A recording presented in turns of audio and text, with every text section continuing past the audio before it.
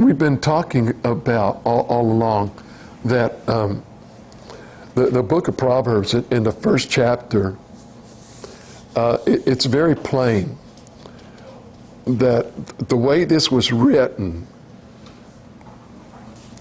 it was written as a father,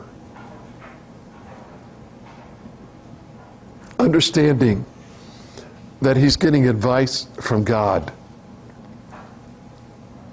He's gotten this advice from God, and now he's telling his son. Okay, and again, a lot of times when you read these things, and it talks about his son, it's not saying that this is not for daughters either, at all. It's what happened a lot of times in the writings, and it was like this for a long time, that they wrote in the male tense of the word, talking about mankind, okay? But yet they were being inclusive, not exclusive. So it's also talking to daughters. And so in chapter 1, it tells us, the father says, okay, son, here's what I'm supposed to do. I'm supposed to give you advice, because pretty soon you're going to be leaving my home. You're getting up to that age to where you're going to go out on your own. And it's my job as a parent, our jobs as parents, is to do the best we can to teach our children while they're in our house, so that when they get out of our house, they're able to survive. And it's not just surviving by teaching them how to get a job. It's giving them advice about, hold on a minute, you're going to meet some people out here in the world that want to take advantage of you. They're going to do their best. And if you remember, the story that he gave was that you're going to meet some people that what they want to do is they want to take and rob some people. They want to take them and beat them up.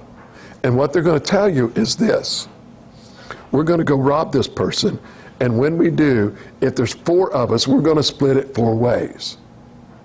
And what he said is this, that you need to be careful of this, because number one, they're taking things that don't belong to them. And by taking things that don't belong to them, they're running the very risk of getting caught. Then where are you going to be? You're not going to get stuff that you thought you were going to get, because it didn't belong to you in the first place, and so therefore it's going to be taken away from you. Or you run the possibility of they're telling you, we'll split it 4 ways, and what ends up happening is they split it 3 ways and leave you out. And he says, so you've got to learn not to do this. Don't listen to them. And so he's continually giving us advice, okay? So when we come to chapter 12, what we're going to find here is this.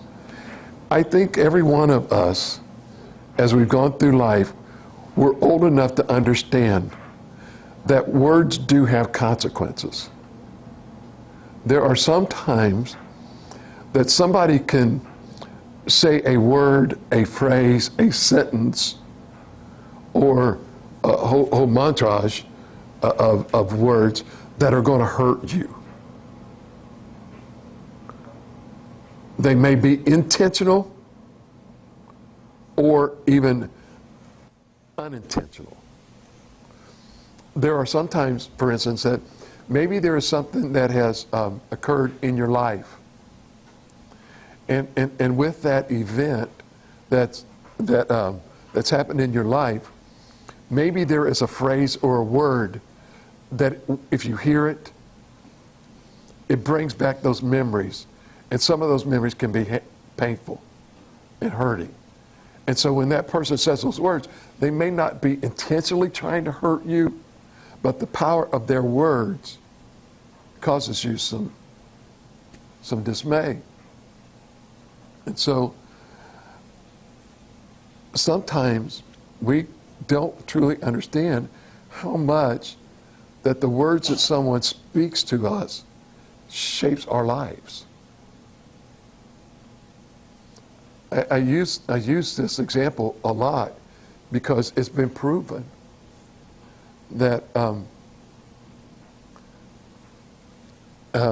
you all remember I think Thomas Edison and Beethoven. I think both fit this bill, but you know who those two guys are? Beethoven was a great musician. Thomas Edison's the one that made electricity and stuff, and the light bulb, used electricity to make the light bulb. Okay? The problem was that when they were in school, they thought that there was something wrong with them because they couldn't pay attention. Well, the reason they couldn't pay attention was the level of work that was being given to them. They had such high intelligence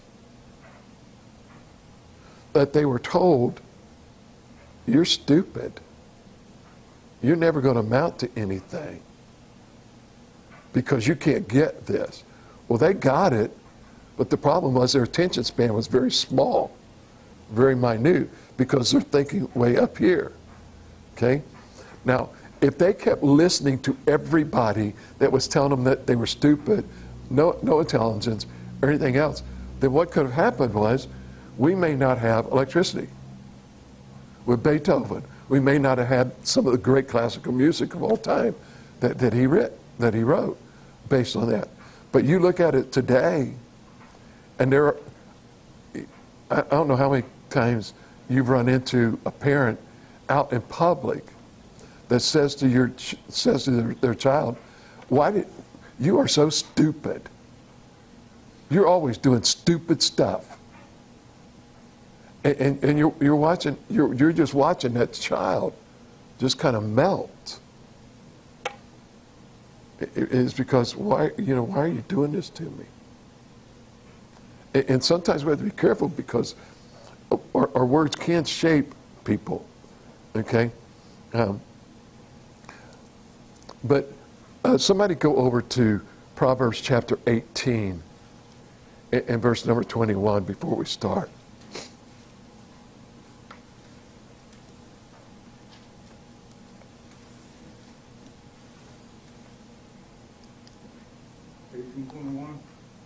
Eighteen 21. Death and life are in the tongue, are in the power of the tongue. And they that love it shall eat the fruit thereof. Yeah. Death and life are in the power of a tongue. James tells us that the tongue is the smallest part of the body, but yet it causes the most destruction. He says that with the tongue, it basically can set hell on fire. And he says, you've got your hands, your feet, and all these other parts of your body. But the problem is, you've got this one little thing, which is actually like the rudder of a ship. It's so small, but yet it controls that whole big ship. And that's the same way with the tongue. The tongue may be the smallest part of the body, but it controls the body. And he says, if you can learn to control your tongue, then you'll be able to control your body. Anybody know what the 5-second rule is? You ever heard the 5-second rule? Falls on the floor. Uh-huh. If you falls on the floor, Yeah. you have 5 seconds. Yeah. We've always heard that 5-second rule that says if something falls on the floor and it's been there less than 5 seconds, pick it up. Well, number one, that's false, especially in a carpet. They've proven that basically what ends up happening in carpet is, you think about it, you're bringing you're walking outside and you got your shoes on. It's untelling what you've walked through. And you're bringing all of that in, and it's in that carpet. And guess what happens in that carpet? All of those germs and stuff, it just soaks them up and they grow. So if something falls on the carpet, there is no 5-second rule. it's throw it away. Don't even bother to eat it. But there's another 5-second rule, which let me give you this one, and that is this, and I think it will help you a whole lot, and that is this. Before you start to say something, don't say anything for 5 seconds. Just for 5 seconds, think about what you're just about ready to say. And most of the time, guess what? You're going to change your mind. And you're not going to say what it was that you had on your mind. Because most of the time, in the heat of the moment, we'll sprout something out. And it no longer gets further than it here. I mean, it's like literally instantaneous. We're hearing exactly what we're saying, and it's like, oh man, I wish I could just shove it back in and swallow it, and it never got out. But you can't. So if you take the 5-second rule, it'll keep you out of a lot of trouble. Okay? And that's free tonight. I'm not going to charge you for that one. Okay? So what we find is, in the book of Proverbs, what he does, he uses a lot of instructions on words. But what he does is he uses it in almost a polar opposites. Okay, they're like far apart in their meanings. So Proverbs chapter 12 and verse number 22 is where we're going to start with the first one tonight.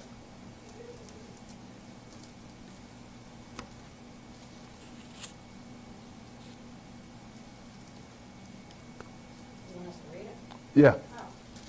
Lying lips are an abomination to the Lord, but they that deal truly are his delight. Yeah. Okay. So you see what we got here? We got two polar opposites. We got one that is truthful words and another one which is false words. And so look where he starts. He starts out by saying lying lips are detestable or an abomination, okay, to the Lord. Now think about this for a minute. How many times have you heard people use this phrase? Talking about sexual sins, talking about homosexuality.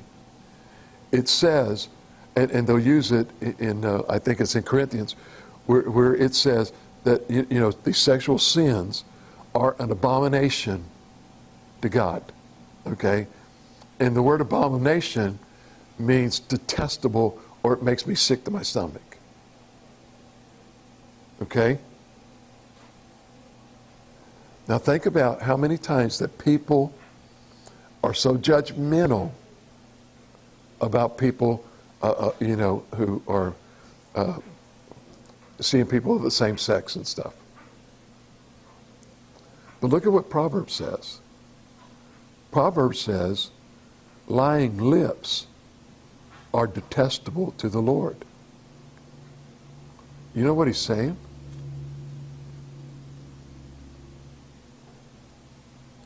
You will find a lot of people that will judge people who, are in same-sex relationships, but yet they lie out the side of their mouth. They're like what Tonto always said to Lone Ranger. Not me, Tonto. You know. He would always say, "Pale face speak with forked tongue." And you know why he says that pale face speaks with a forked tongue? Huh? Well, not always telling the truth. But what animal basically has a forked tongue? A snake or a lizard? They're always using that tongue to zap it out, to try to catch something. Okay? And so what he's saying is this, that do you not understand that when you become, that sometimes as we have to be careful about being judgmental, because when we're not telling the truth, that is just as bad. It's an abomination to God. It's detestable to God. This is why he says in the book of Revelation to the church of Laodicea, he says, I need to know whether you are hot or cold. But you are lukewarm. And because you are lukewarm, I don't know whether you go each way. You make me sick to my stomach. You're an abomination to me. And what he's saying is this. Lying lips, he says, are detestable. Now, a lot of times we think of lying lips as someone who doesn't tell the truth, right? But lying lips comes in many different forms. One of them is deception.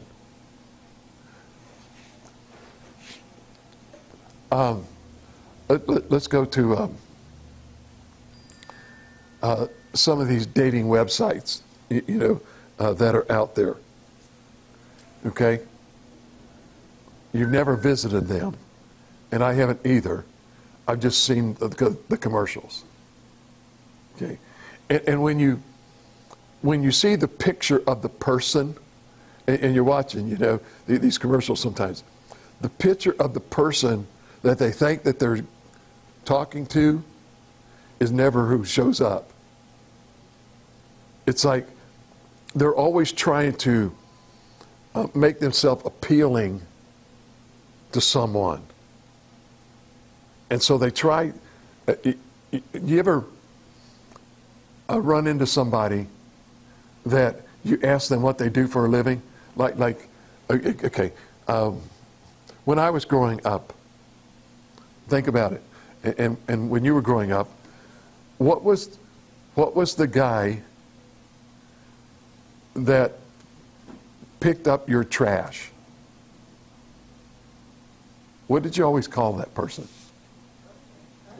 Oh yeah, we called him the garbage man, right? Well, today you don't call them garbage men. You call them sanitation engineers. Now, I don't know about y'all, but I've never really seen an engineer picking up stuff and picking up trash and putting it in a thing. But we don't want to call them a garbage man. Well, that's what they do. They pick up garbage, you know. And I don't know about y'all, but there is nothing sanitizing about that stuff going in that truck. I mean, sit in there for a while, you'll probably catch everything that there is. But there are people who sometimes you'll ask them what they do for a living, or where they went to school, or what kind of child they got, or whatever, and they want to embellish it. They're not really telling you who they are. Or how many times have you read in the newspaper, this person just goes berserk and kills these people, and everybody says, well, my kids were over there playing and I met them out and I talked to them and they seem just like the happiest family. They remind me of Leave It to Beaver or something, or Father Knows Best. They seem to be happy. And it's like, was there this deception, that constantly going on? There's another one, and we kind of led up to it, exaggeration. Okay? It's a lying lips is also exaggeration. Pastors are great for this. Okay? They get in a group and somebody says, what's your attendance you're running in your church? And you're sitting there and this guy says, oh, mine's 150, and this guy says, oh, mine's 250. What about you? Oh, we're running 15,000. And they ask you, and you're running 35 in your church. Well, we're running 135. No. Can I, while we're there, do you know what?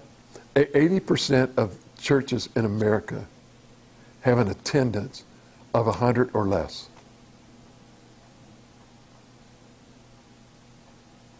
80%.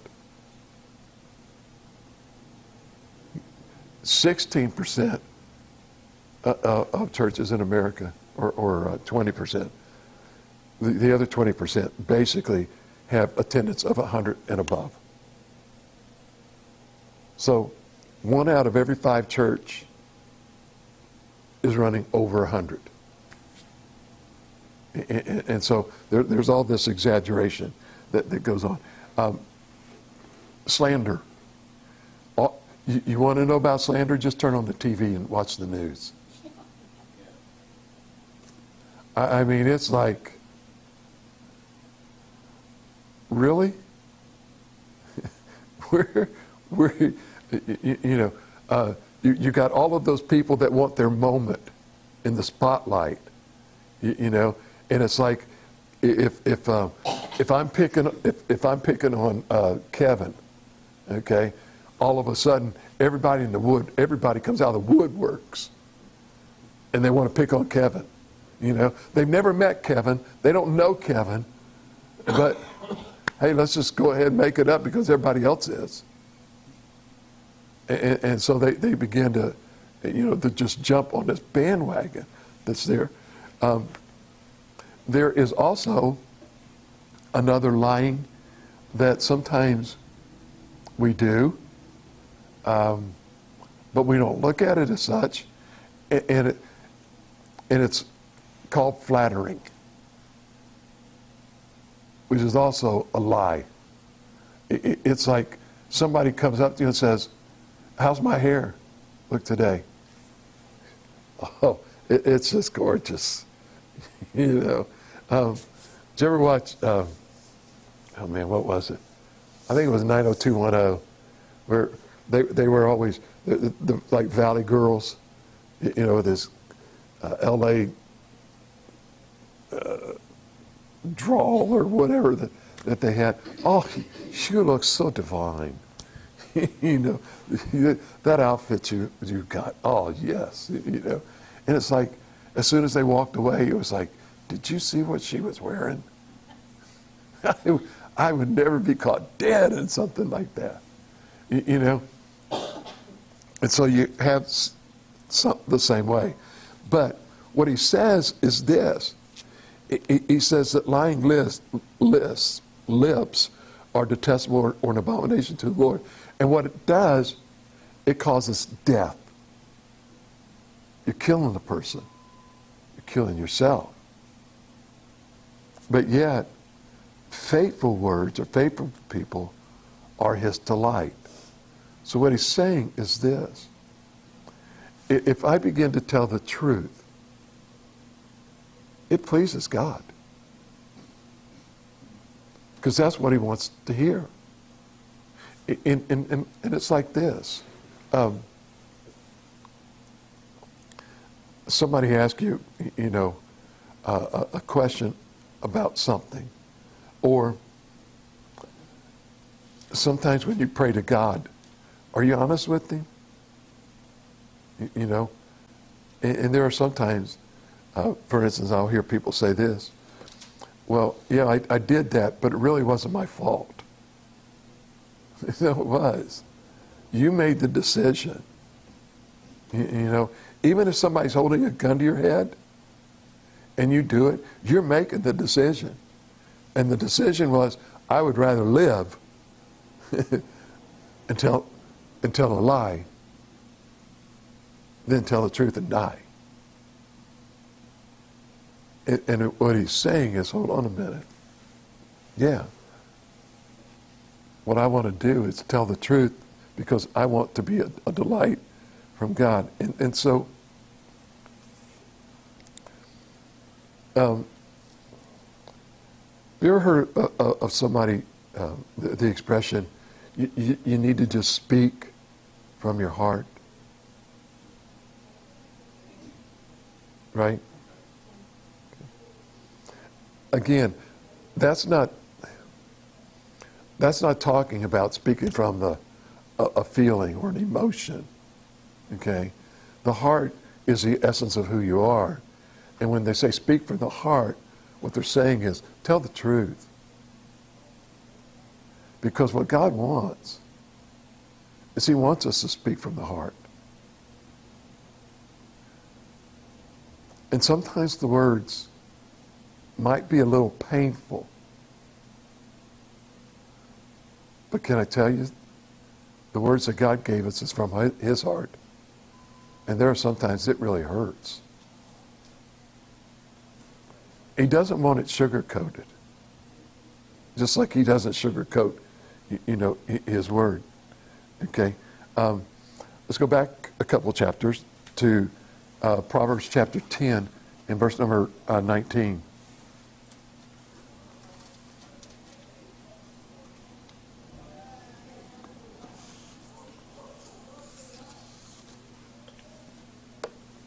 In the multitude of words there runneth not sin, but he that refraineth his lips is wise.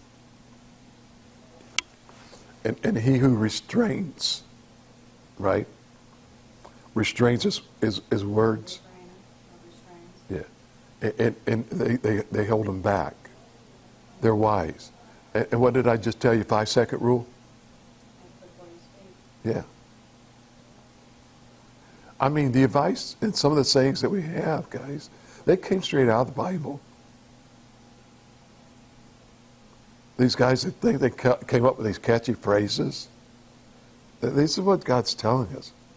When He says refrain from this, or restrain your words, or 5-second rule, what He says is if you do this, He says you're going to understand that, number one, it's timely.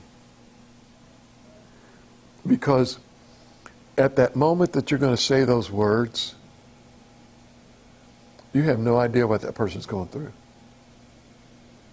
You have no idea how they're going to receive those words. And so what you want to do is, again, think before you speak. How would you take it if someone said that to you in this situation?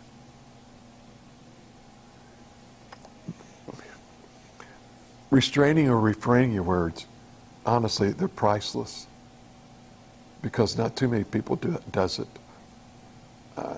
I think I shared with you numerous times.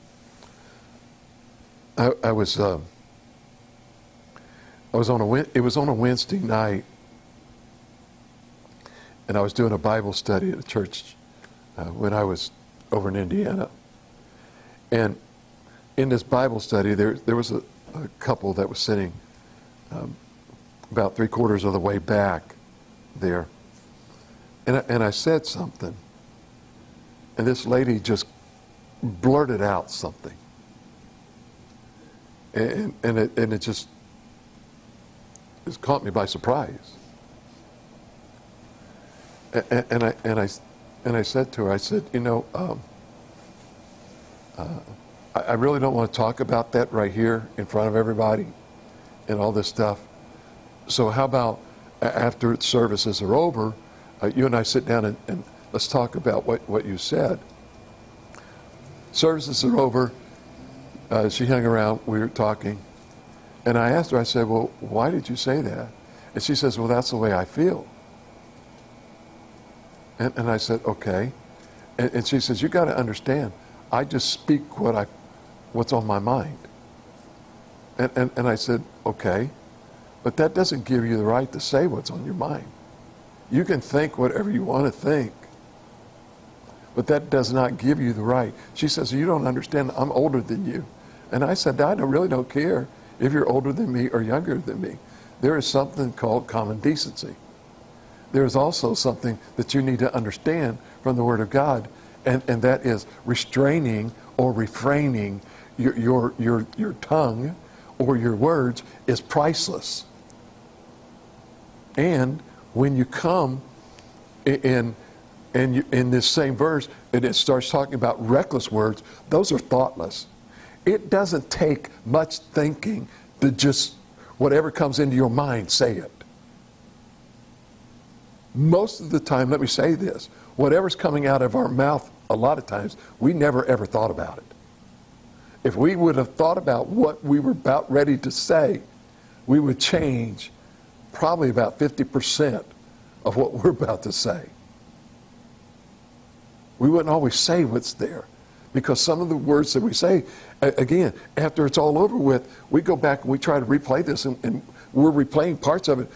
And I think I was sharing with someone that I have no clue why I said this, but as soon as I said it and took a step, I thought, that is the most stupid, idiotic statement I've ever heard you make to someone. And all it was, there was a young lady there, different culture, and me, when I meet a cashier or someone that's waiting on me or whatever, and they've got name tags on, I always like to address them by their name. They got their name on, they have no clue who I am, because I don't wear name tags. But I just like to address them, and I'll say, hey, how's your day? So this name was really wild, and I asked her, I said, hey, is this the way you pronounce your name? And she says, that's good. That's really good. Most people would not pronounce it that way. And I said, well, I'm just practicing my English.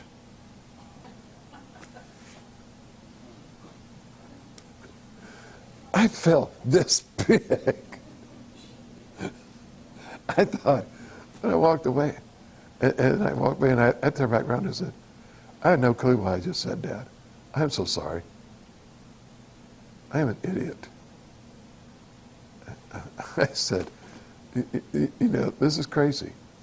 And that's what I'm saying. Sometimes our brain is going and our mouth just keeps running. My mom always called it diarrhea of the mouth. And she said, sometimes you need to just shut it up and not say things. Sometimes the words that we say, reckless words, are careless. Okay?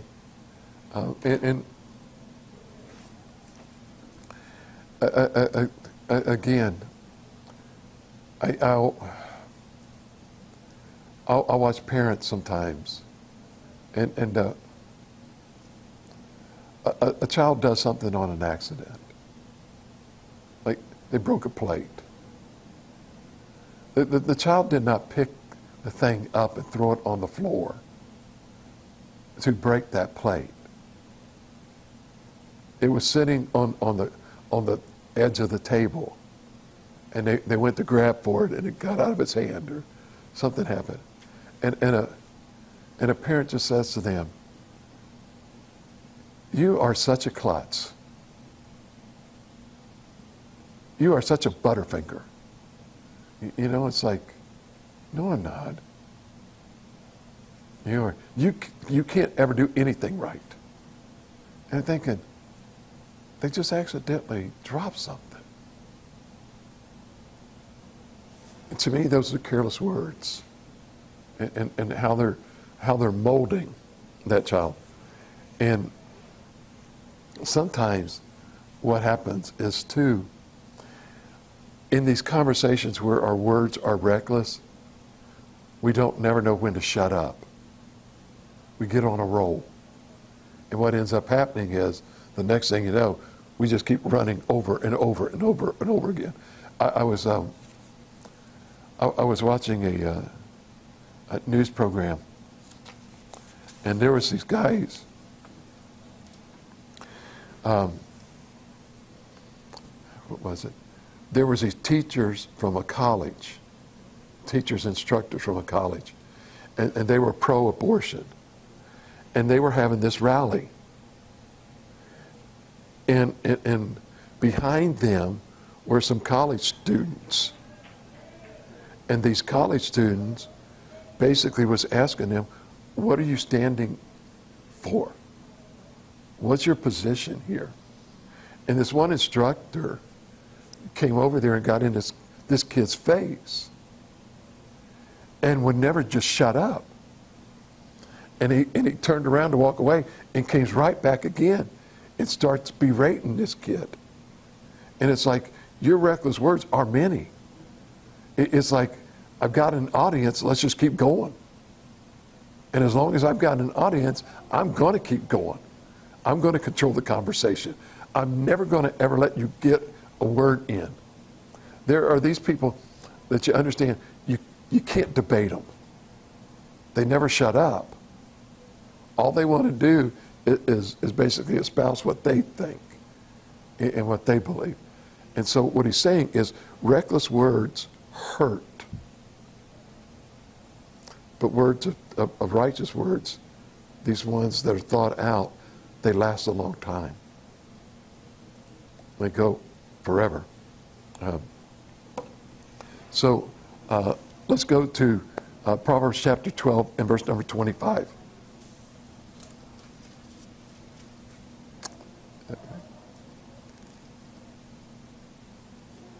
Is that right? Yeah. Mine says, anxiety in a man's heart weighs it down, but a good word cheers it up. So now what we're talking about are helpful words versus hurtful words. Look at what he says. Anxiety, and a lot of times, he says, anxiety in a man's heart weighs it down. He's talking about words here. You've got some people that are anxious about something, and then you just continually talking. And you find them slipping further and further and further away. But he says, if you give them a good word, what does it do?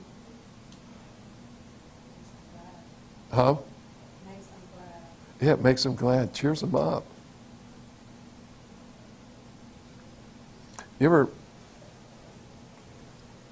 gone into a hospital room where somebody's about ready to have surgery, and they really have got some anxiety here about this surgery?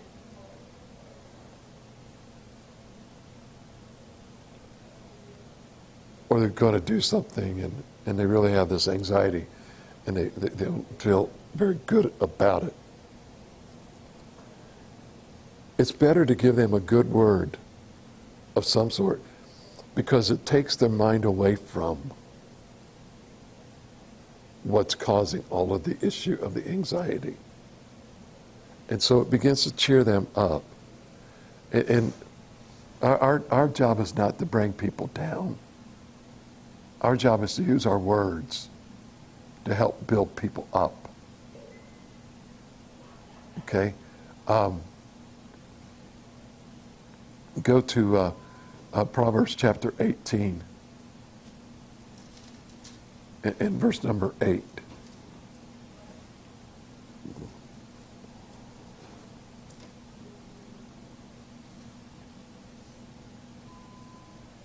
The word of the talebearer or their wounds, and they go down into the innermost parts of the body. So innermost parts of the body. Yeah. So those words, you know, remember how it says the Bible is like a two-edged sword. It cuts going in and coming out, and we look at that and we say, man, that hurts. And yeah, in a way it does, but when he talks about here in 18 and 8. And what did the King James say? The word of the talebearer Okay, or the wound. yeah. The word of a talebearer. What's a talebearer? There's another word for a talebearer. Huh? Gossip. A gossip. It's a gossip. It's a gossip. Okay, a gossip's word. It's like it's like words that go down to the innermost part of someone's being. They hurt. You know, have you ever? I mean, again, How, how many, who was I sharing this with? I don't know. I shared this somewhere recently. To someone. I got called to preach when I was 16, and I went in the service when I was 18, okay? And so from 18 to 25, actually 26, I was in the service or I was in Germany, okay? And so I came back to the church, or I came back to the hometown area that I grew up in the Hamilton Fairfield area, because we had a house that we bought while I was in the service. We'd rented it out, and our last renters had moved out, so we were moving back into this home. So we're coming back there. And so we got back there in February of 1980. Well, at first I didn't get back into church. I'd gotten out of church for a while. And it took me roughly about 5 to 6 months, or maybe even longer, maybe even take me a year, to get back into church. Okay? Now, the deacons and the pastor and everybody, they knew I was home. Because the deacon's daughter had rented my house. And they knew that we were home. Not once did they ever come and visit me, you know. And I'm not faulting them, but I'm just saying, not once did they ever come and visit me or ever even reach out to me, okay? So eventually I got to the point where I realized, you know what, I really do need to get back into church. I walk in the door, they're all hugging me and, oh, we missed you, and everything, okay? Well, the next week, there's a deacon, which he and I just didn't see eye to eye a lot of times, because he kind of ran the church, and the other pastors really wouldn't stand up to him, especially the pastor that was there at the time wouldn't stand up for him, because this deacon always bought the pastor a car and kept him in his car. And so he's not going to make this guy mad, okay? Other things that went on. He walked up to me and he says, hey, we need to take your papers back, my ordination papers back. And I said, for what? What are you talking about?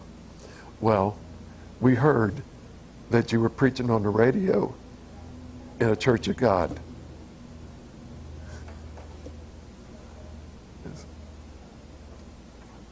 I said, really? I said, number one, I've never preached on the radio yet at all. And number two, since I haven't preached on the radio, it is unlikely that I had preached in the Church of God. And number three, who said it? Oh, I can't tell you. I said, well, let me say this to you. It's gossip. And it hurts me for you to think,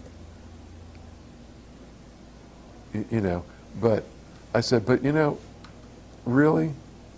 I said, you weren't the one that called me to preach. God did. I don't need papers to preach. And second of all, let me say this to you. If God allows me an opportunity to go preach in a church of God, I'm probably going to take it. I said, and I'm still going to preach the same thing that I preach here. I said, that's just who I am. So if you want to believe that, you want my papers, you go ahead and take them, because I don't need this. But what hurt me was that there were people that were gossiping about me. I hadn't been there in a year. I hadn't actually been in that church since '76. from 72 to 76, I was in Maryland. So there was a lot of times we came home on the weekend, almost every weekend, for a long time to go to church. So we were driving like 7, 8 hours to come home, to go to church every weekend. And as soon as Sunday services was over, we would eat dinner with my mom or with Diana's mom and dad, and then we'd hit the road and go back. Most of the time, we started on Thursday night after I got off from work and 11 o'clock, and we were in Ohio by 7, 8 o'clock in the morning on Friday. So we kind of had like 48 hours or whatever, there. But it hurt, the gossip. And sometimes people don't understand that when they become talebearers and gossipers, you hurt people, to no end. But let me finish you with one other thing that he cares about. And go over to Proverbs 29:22.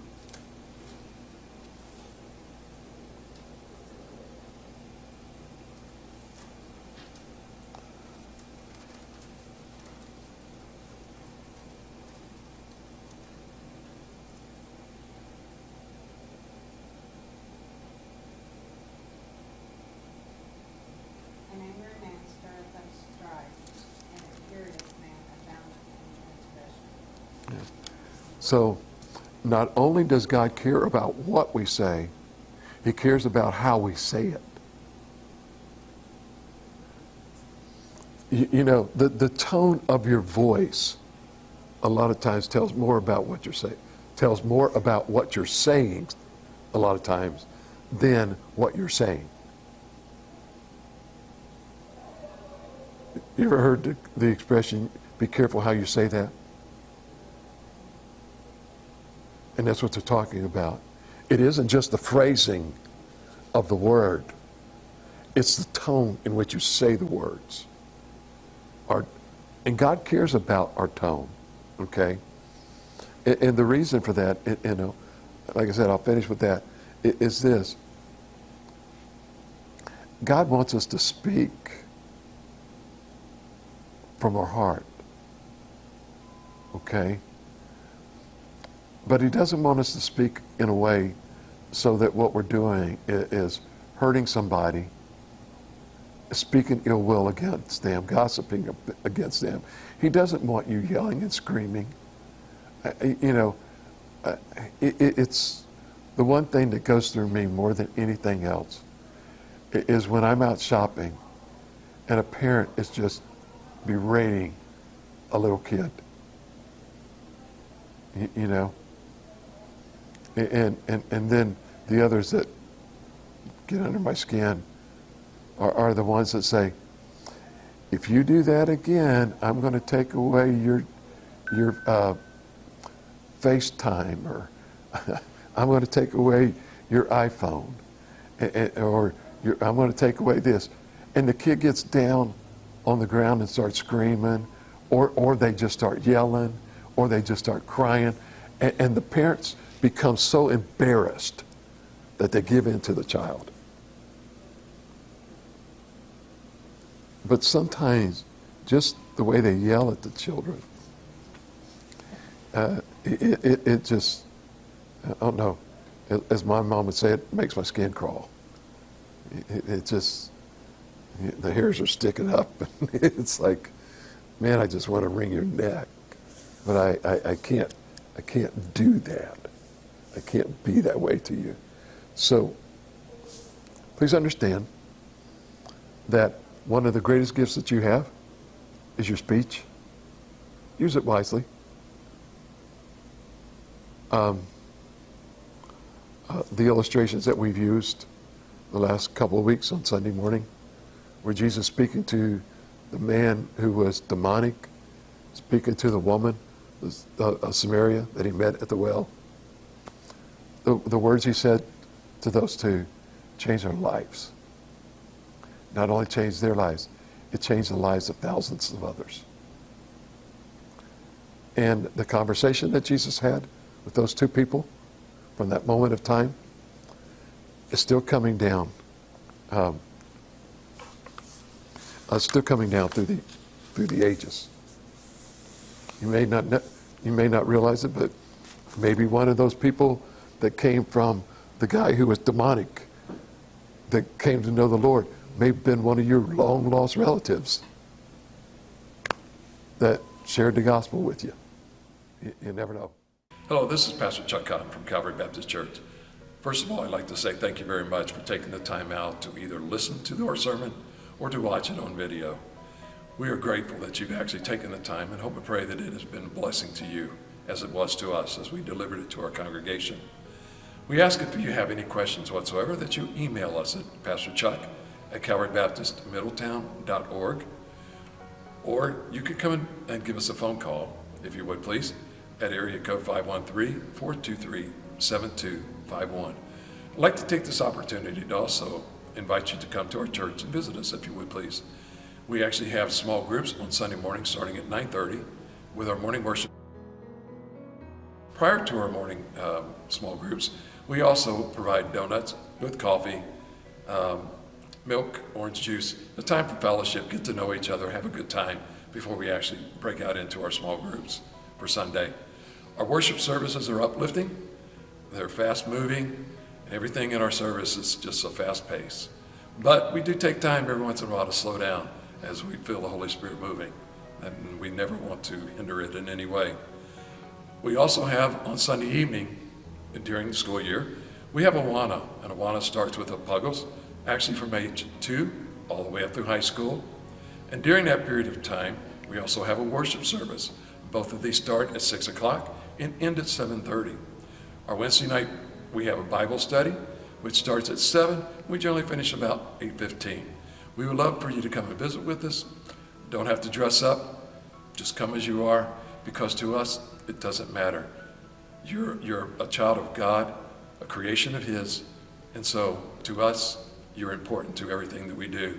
Our motto here is building the kingdom one life at a time, and we hope that we have a chance to visit with you, get to know you as you get to know us.